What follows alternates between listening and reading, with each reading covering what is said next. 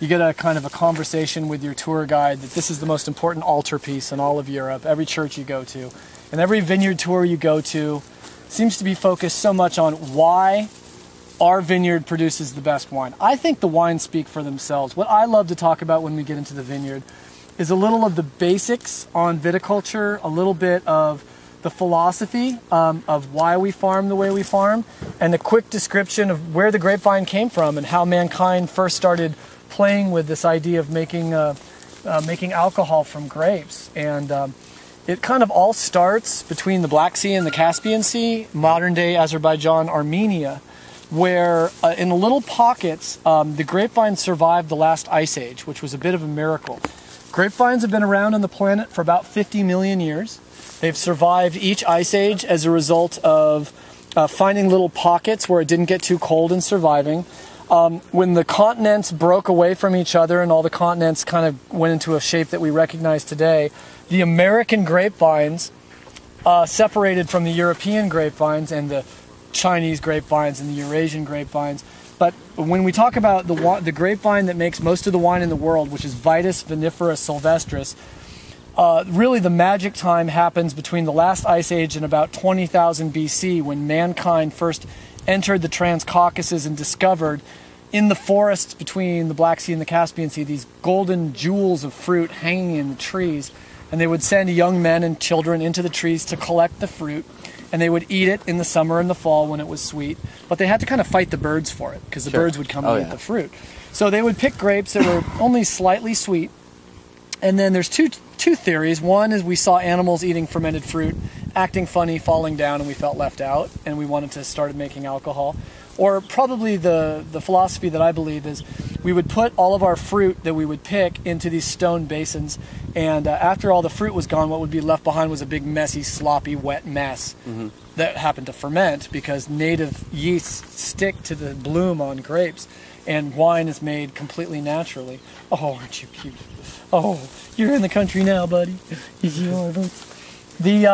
So really what happened is mankind probably tasted wine from the bottom of a grape storage bin and found out that it changed the way that their head felt, and they liked it. So they started making wine on purpose. And we know that mankind was collecting and making wine from these forests at least 10,000 years ago, between the Neolithic and the Paleolithic era. So we like to think, you know, these guys going around clubbing women and dragging them back to their...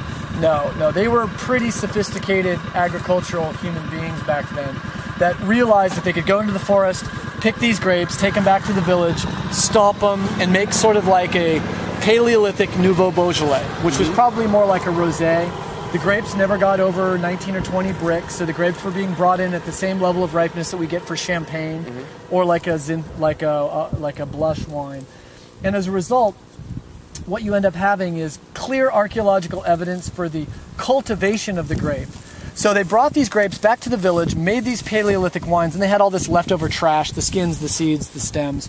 They would put them in big compost piles outside the village. 3 or 4 years, you'd get little baby grapevines growing out of the compost piles. Wow, yeah. They probably took those little babies, planted them in the village, and made little teepees of wood to get the vines to grow and grab on and have a trellis so they could grow.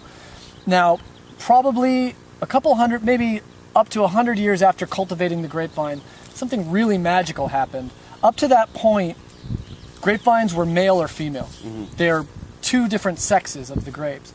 And so you would grow a row of male vines, row of female grapevines, or interspace male and female, so they would pollinate. Sure. Just the same way that dogs, you know, this dog is 98.6% wolf, literally. If you look genetically, there's almost no difference between this dog and a wolf. How did this happen? Well, mankind took baby wolves out of their litters and began breeding them for temperament. So all of a sudden, instead of the adrenal difference in the adrenal glands caused massive differences between the wolves. So within a few generations, the ears fell down, the coat started changing, and they began doing what wolves don't do, is they bark. Same way with grapevines. You take them out of nature, and no longer are the birds deciding which seeds are being eaten and spread through the forest. You have a domesticated grapevine starting to go through genetic mutations that only domestic plants would. And the magic moment was when a very wise male or female was tending their vines, And they said, "Ook, look, come over here. Look at this. This is some freaky shit." And they noticed that all of a sudden, each little berry had a cap, and like it kind of looks like a pumpkin. And during flowering, every single one of these caps falls off each individual grape. And what emerged were four little flowers around each berry. They had found a genetic mutant in their village that had become a hermaphrodite. Wow. That was the moment. Once we had a hermaphrodite grapevine in human cultivation, the wine world changed. Within 500 years of this occurrence, there was a village in 4000 BC that was producing 200,000 liters of wine a year. Wow. Which is the production of the Robert Mondavi winery in 2005. No pumps, no stainless steel, no plastic, no hoses, no nothing. They were making 200,000 liters of wine a year, and it was their kind of primary sort of product that they made, and they traded for everything else that they needed because they were a great wine producing region. So 5,000 years ago, people were making entire economies based on wine, which is, again, sort of a miracle, yet another miracle. So we had the hermaphrodite vine. That hermaphrodite vine, every time it grew new cuttings, they would cut them off. They would have a stick like this. You could go to a village and say, "This is a magic grapevine that'll produce twice the amount of fruit that you've ever seen before, and I'll trade you this stick for 5 pigs." It'd be like, 5 pigs? I'm not going to give you 5 pigs. All right, I'll give it to your neighbors. No, okay, I'll give you 5 pigs. So whoever had the material from that single hermaphrodite vine, that one hermaphrodite vine is the mother-father vine of 99+% of every wine grape that's grown in the world today. It all came from that one grapevine that spread to Turkey, to Iran, to Iraq, to Egypt, to Greece, Greece to Rome, Rome to the world. Wow.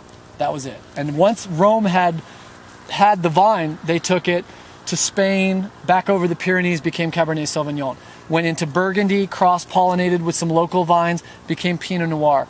Went to Beaujolais, became Gamay. Went to the Loire, became whatever. You went to the Rhone, became Syrah. It's the same vine living for hundreds of years in a specific climate, genetically mutated into a new grape variety that was given a new name, and then it became a new variety. So that's the way that the grapevine started and moved all the way through the world.